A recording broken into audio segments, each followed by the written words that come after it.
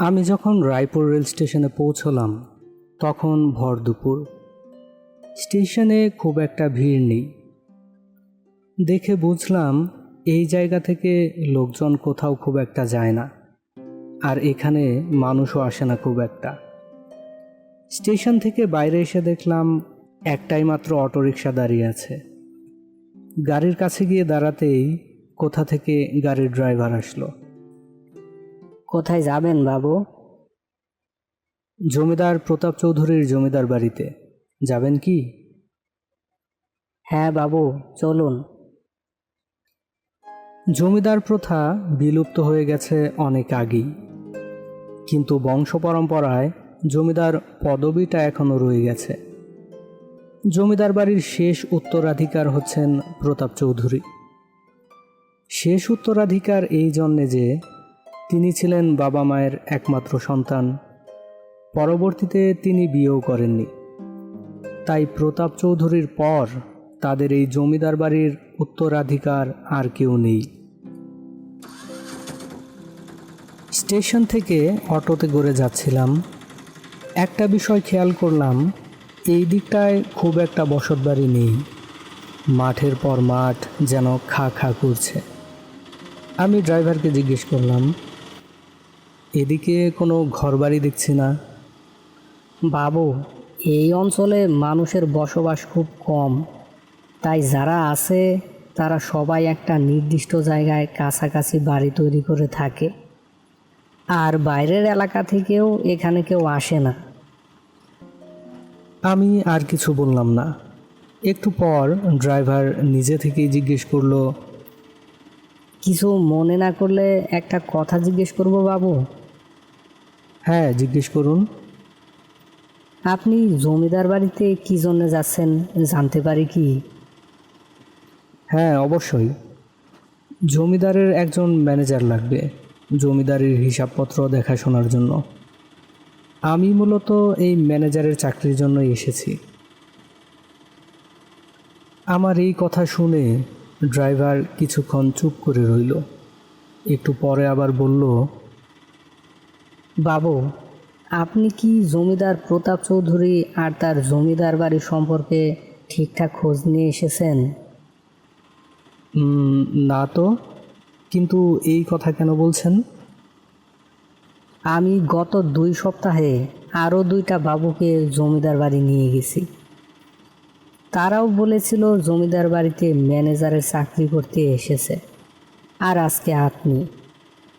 জমিদার বাড়িতে কি তাইলে 3জন ম্যানেজার লাগবে? হয়তো জমিদার তাদের কাউকে উপযুক্ত মনে করেননি, তাই হয়তো তারা ফিরে গেছেন।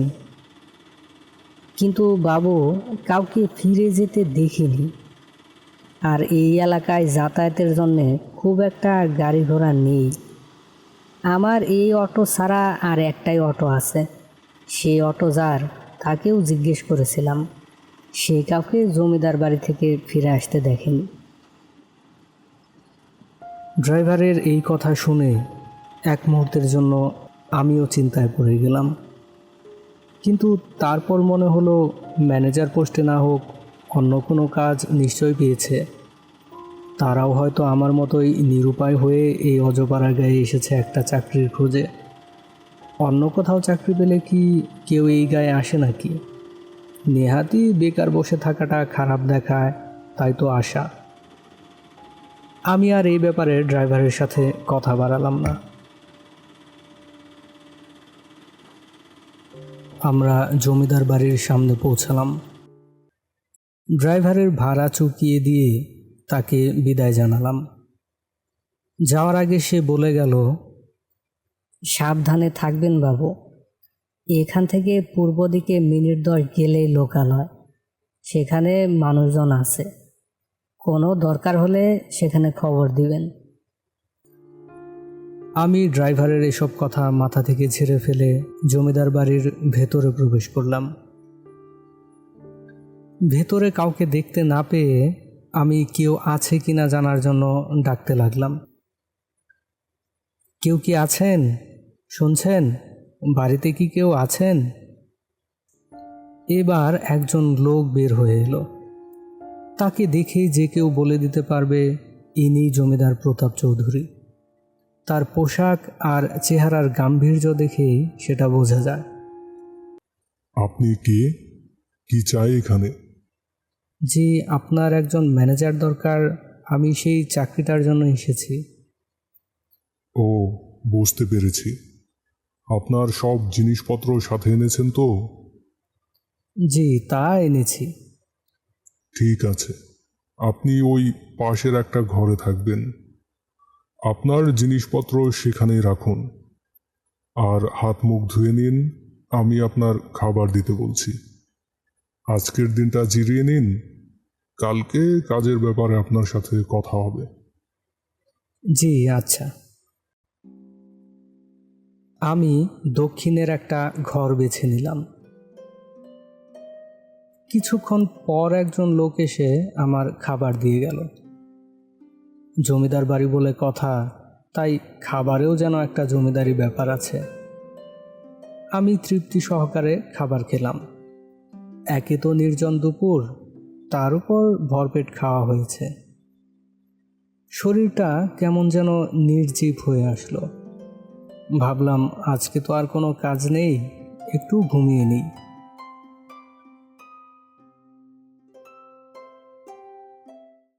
ঘুমের ঘোরে কিনা জানি না, হয়তো স্বপ্নই হবে।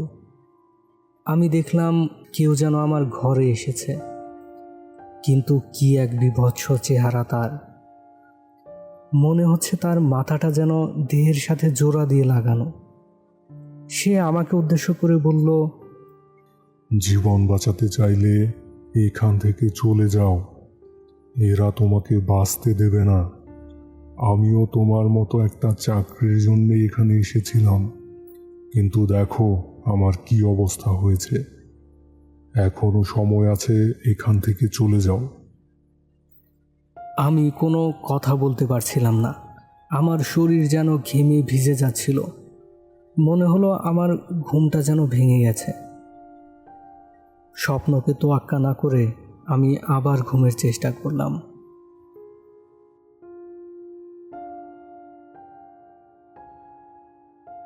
যখন ঘুম ভাঙল, তখন বাইরে রাতের অন্ধকার নেমে এসেছে। জায়গাটি এমনিতেই নিভৃত পরিবেশে, তার উপর এত বড় বাড়িতে মানুষজন নেই খুব একটা। সব মিলিয়ে একটা গা ছমছমে পরিবেশ তৈরি হয়েছে। কিন্তু এ কি, আমাকে এভাবে বিছানার সাথে বেঁধে রাখা হয়েছে কেন?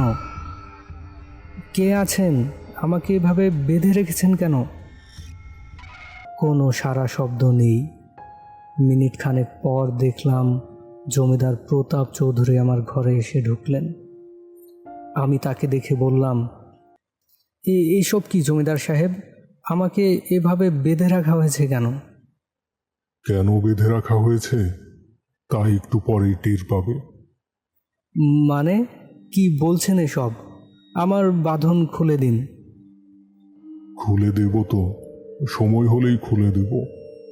অপেক্ষা করো, আমার উদ্দেশ্য আগে পূরণ হোক। কিসের উদ্দেশ্য? আমি তো কিছুই বুঝতে পারছি না।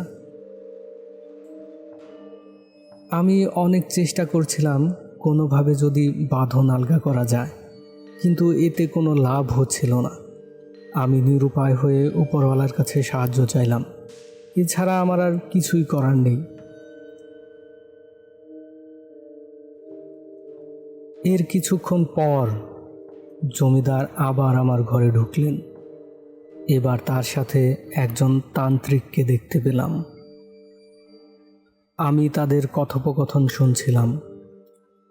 সাধু বাবা, এই দেখুন, আরও একজন মানুষের ব্যবস্থা আমি করেছি। আপনি এখনই যজ্ঞ শুরু করে দিন। হ্যাঁ হ্যাঁ, আপনি একে বাইরে নিয়ে আসার ব্যবস্থা করুন, সেখানেই সব করব। এই ঘরে রক্তারক্তি করার কোনো দরকার নেই। আপনারা এসব কি বলছেন? কিসের রক্তারক্তি?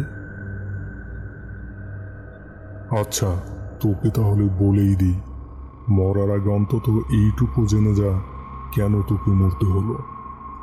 আমি অনেক বছর যাবৎ তন্ত্রমন্ত্রের সাধনা করে আসছি। আমার এতদিনের সাধনায় আমি অমর হওয়ার উপায় খুঁজে পেয়েছি। এর জন্য আমাকে 3টি নরবলি দিতে হবে। তোর আগে এখানে আরও 2 জন এসেছিল, তাদেরকেও আমি চাকরির প্রস্তাব দিয়েছিলাম। চাকরি করতে তারা এসেছিল ঠিকই, কিন্তু এখান থেকে আর ফিরে যেতে পারেনি। তুইও পারবি না। তোর রক্ত দিয়ে আমি লাভ করব অমরত্ব।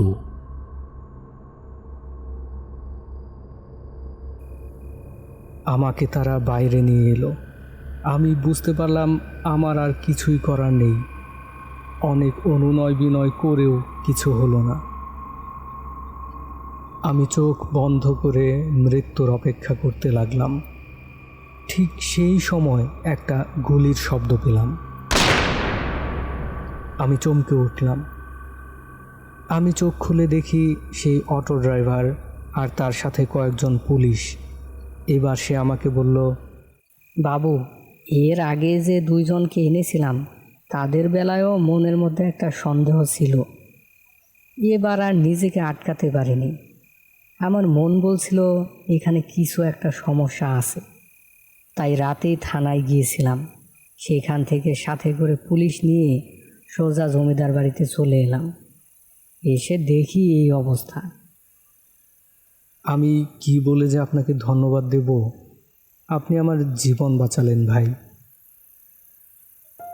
মনে মনে আরেকজনকেও ধন্যবাদ দিলাম, যে আমাকে সাবধান করেছিল, কিন্তু আমি তার ইশারা বুঝতে পারিনি বলেই স্বপ্ন ভেবে ভুল করেছিলাম।